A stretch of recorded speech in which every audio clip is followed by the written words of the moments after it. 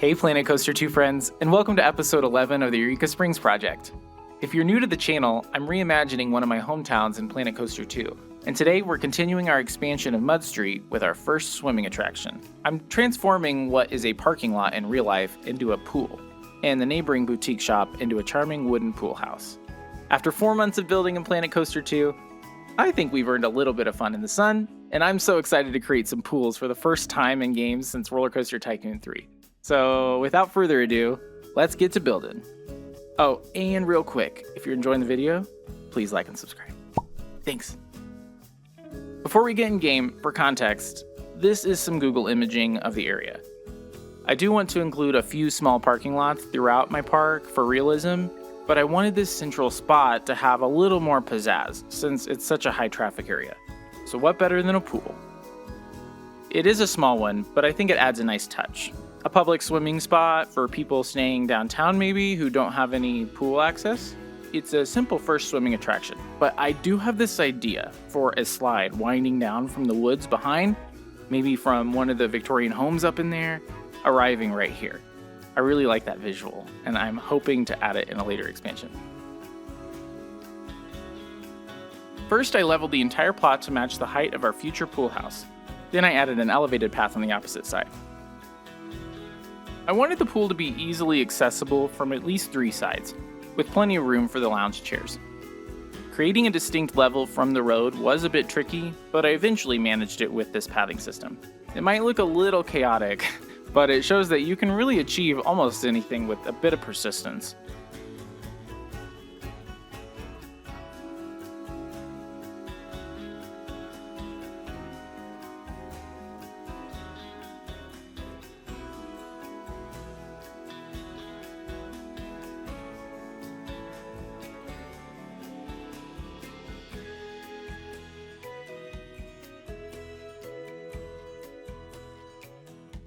Now let's get started on our pool house.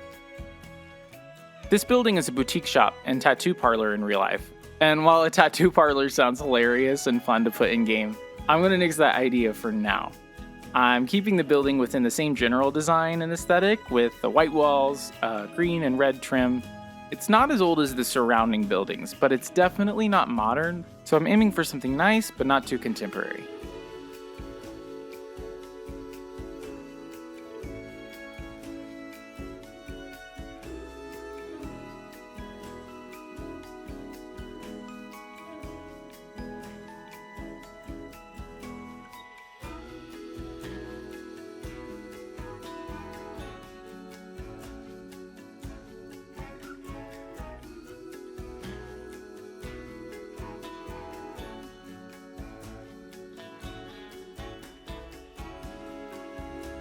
And while I've been praising the new pathing system, I will say I've hit a bit of a snag in being able to achieve a separate sidewalk with a separate color, specifically here. But it's an honest, simple fix of just applying a custom sidewalk, which actually I found to be less time consuming than messing around with the pathing controls. Also, I like the distinct texture that this is giving. And here, making this platform wooden, I am not a fan of the wooden pathing option we have when building paths. You can't angle the wood direction or change the color, so I generally do custom if I do wooden paths. And now I'm going to fill out this path barrier, sticking with the city's limestone. Was hoping to have enough space to do a small row of flowers here, but alas.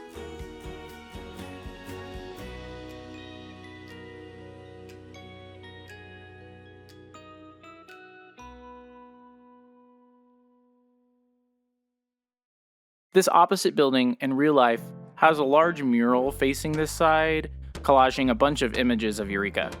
I'd really like to create my own once I've finished the park, taking a bunch of images from in-game. That'd be really sweet. But for now, this duck poster will do. The basement level of this building is a cafe, and that inspired me to add a row of stone windows along the side of the pool, looking down into the cafe. I don't get to that in this episode, but I'm so excited to implement that later. I'm hoping to get a little trickle of light down in the cafe midday. We'll see.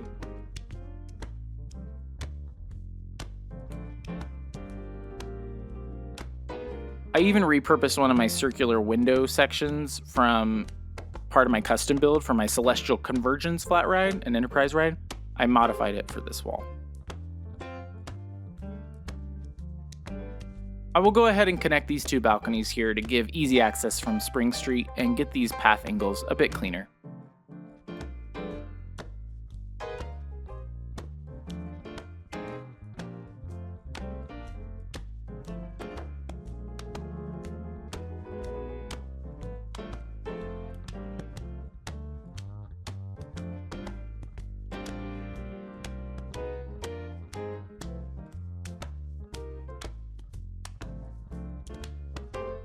And I had accidentally originally placed a shallow pool. My bad. So I had to kind of do a redo, but it was really an easy fix. And since I'm kind of impatient, I'm going to go ahead and place a changing room in here so we can get our first swimmers going. Oh, there he is. Soak up that sun. All right, sir, now watch me build. And there's a noticeable gutter attached to this in real life, and what do you know, we have a gutter in game, so more details. And if anyone knows me yet, I am not a fan of the concrete underneath our elevated paths, unless it really fits the aesthetic, but I try to cover up all this with wood paneling generally. It is time consuming, but absolutely worth it. Looks so much better.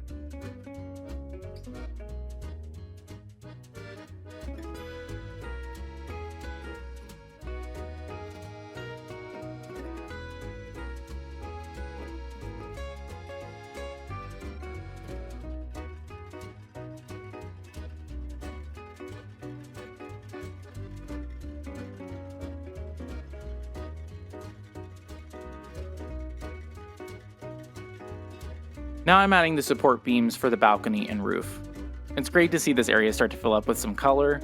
I've chosen to stick with the real-life colors of the building, even though I consider deviating and creating something a little more lavish or trendy. Ultimately, I want to ensure it all still feels authentically Eureka Springs. While Eureka is full of luxury and attention to detail, it's all a bit rustic and charmingly dated.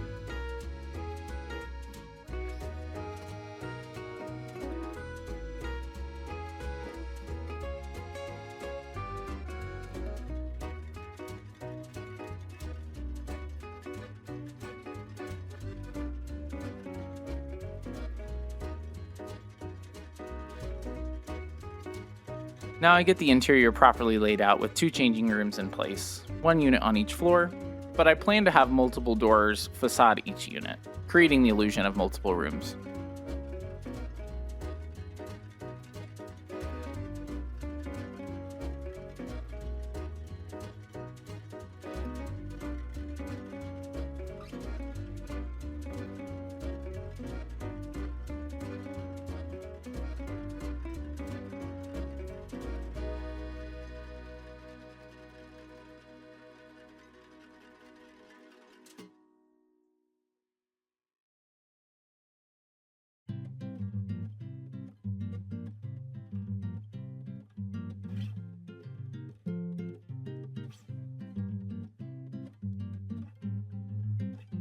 I wanted to make sure the railing up top was like it is in real life, and we don't have many railings in game, so I played around with some pieces but ultimately decided on this. Took a few minutes to build it, but it will be nice to have some of these in my arsenal for future houses or commercial buildings in the area.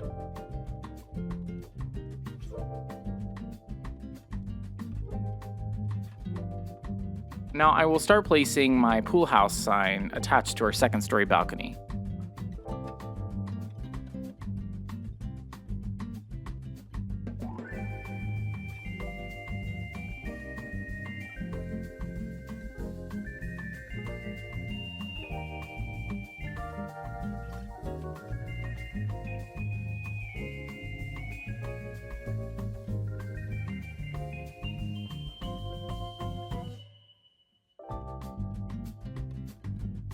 And here I continue to fill out my interior with more color and texture. I placed a couple of vending machines in this corner so our guests are able to get a refreshing beverage at the pool. Considered putting in a small bar on the backside, but I do think there are going to be plenty of bars and restaurants in this vicinity, so the machines will probably do.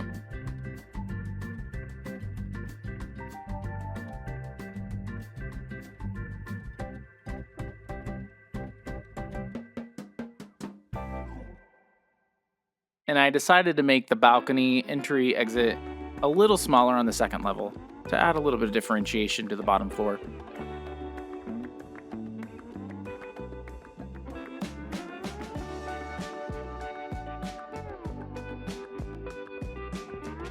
Now I will go ahead and finish up shaping the balcony and placing the railing, supports, and roofing on this final back end of the building.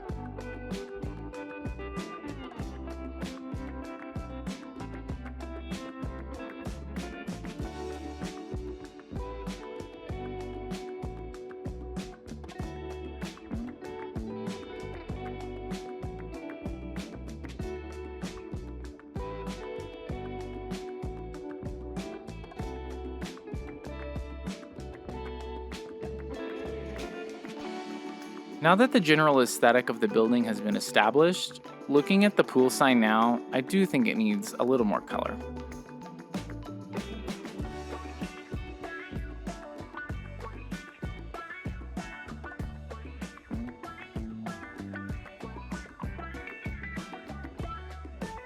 Alright, and now that the balcony is essentially done, I can go ahead and finish extending this gutter out to the street.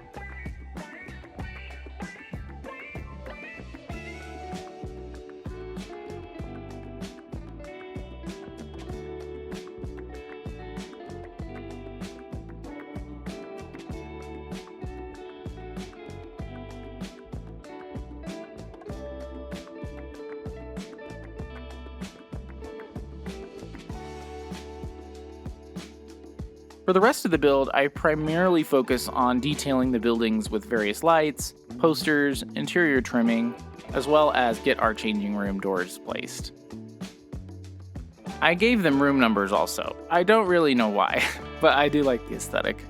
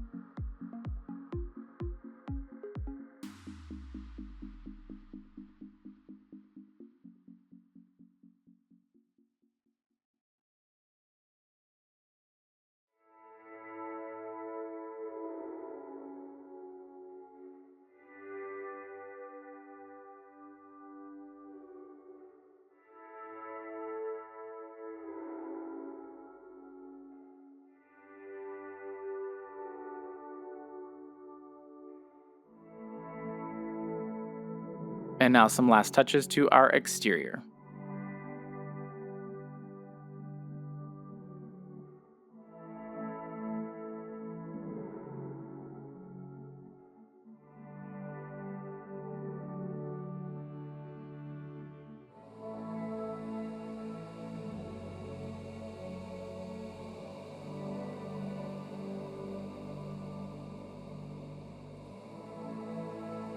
It's a simple pleasure, but man, I am so happy to have these Western benches back in game.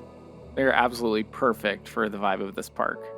At this point, I wanted to put a little more theming on the outside, so I played around with these flowers, but it all ended up kind of looking like a bunch of coronaviruses or something. Like, that's what it looks like to me. So I just nixed them, kept it simple. And in another attempt to add some color, and as a final piece to the exterior, I thought to makeshift these hanging baskets on the balcony. I used the square Viking planters to make these, and for some reason use these metal bars as opposed to rope, but I kind of like them. I do like the basket look that I started with here, but ultimately I changed them to these wooden planters. I just thought that they look a lot better for the overall space. Maybe we will get actual hanging baskets in future DLC. Giving it a final look, the green support beams on the interior of the balcony are seeming a bit dark, almost black, so I upped that shade slightly to ensure enough color is coming through. And there we have it, everybody. That wraps up this week's build. For my first pool, it's just a little baby, but I think it's really cute. And I'm excited to add a slide to this in a future episode and continue filling out the area. If you guys are new to my channel and are curious about what else has been going on in this project, check out my previous vids. And please like and subscribe if you're enjoying. If you really want to support and make a solid difference to my channel, please leave a comment down below. Thanks everybody so much for watching. I hope you all have a wonderful week, and I will catch you all in the next one. Take care.